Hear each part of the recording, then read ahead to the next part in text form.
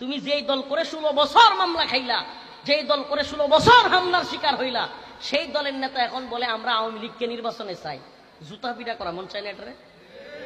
তো আওয়ামী লীগকে যদি নির্বাচনে চাস, হাসিনার পায়ে দুইটা মাপ চায় মির্জা ফখরুল, তারপরে হাসিনার আবার নিয়ে আয়। আশ্চর্য কথা। আওয়ামী লীগকে নির্বাচনে চাই, তাহলে 5 আগস্ট বিতাড়িত করবার দরকারটা কি ছিল?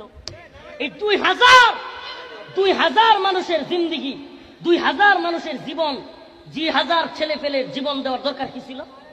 আমাদের এই জেল, জুলুম, রিমান্ড, নির্যাতনের দরকার কি ছিল? কথা বুঝছেন?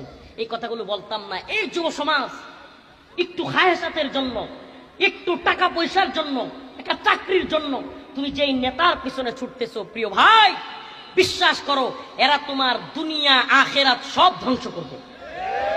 আরে এই বাঙালি তো এত হীনমন্য জাতি, আল্লাহ মাফ করো, 2 বছর 3 বছর সর্বোচ্চ 5 বছর যাবে, আবার বলবে আচ্ছা আসো আওয়ামী লীগ আসলেই কি, অস্বাভাবিক কিছু না।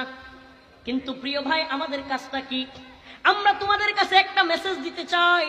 তোমরা যেটাকে পরিবর্তন মনে করতেছো, তোমরা যেটাকে সংস্কার মনে করতেছো, কিয়ামতের আগ পর্যন্ত সেটাকে সংস্কার মনে করবা, পরিবর্তন মনে করবা, জীবন দিবা। কিন্তু লিখে রাখতে পারো, কিয়ামত হয়ে যাবে কিন্তু সুখ, শান্তি, সমৃদ্ধি, পরিবর্তন আসবে না, আসবে না, আসবে না। এই যে একটা চেয়ারে আমি বসে আছি, মনে করো এক লোক খুব খায়েশ করছে, খুব আশা, সে একটা ভালো চেয়ার বানাবে, ওই চেয়ারটাতে বসবে, পায়ের উপর পা তুলে আরাম করে বসবে। সে একজন মিস্ত্রি খবর দিল, খুব ভালো মানের, এলাকার সবচাইতে ভালো মিস্ত্রি খবর দিল। মিস্ত্রি সাহেব আসলো, অনেকক্ষণ চেষ্টা করলো, কিন্তু চেয়ার সে বানাইতে পারতেছে না। যিনি শখ করেছিল তিনি রাগান্বিত হইয়া তাকে বলল চলে যাও, আরেকজন মিস্ত্রি আনবো।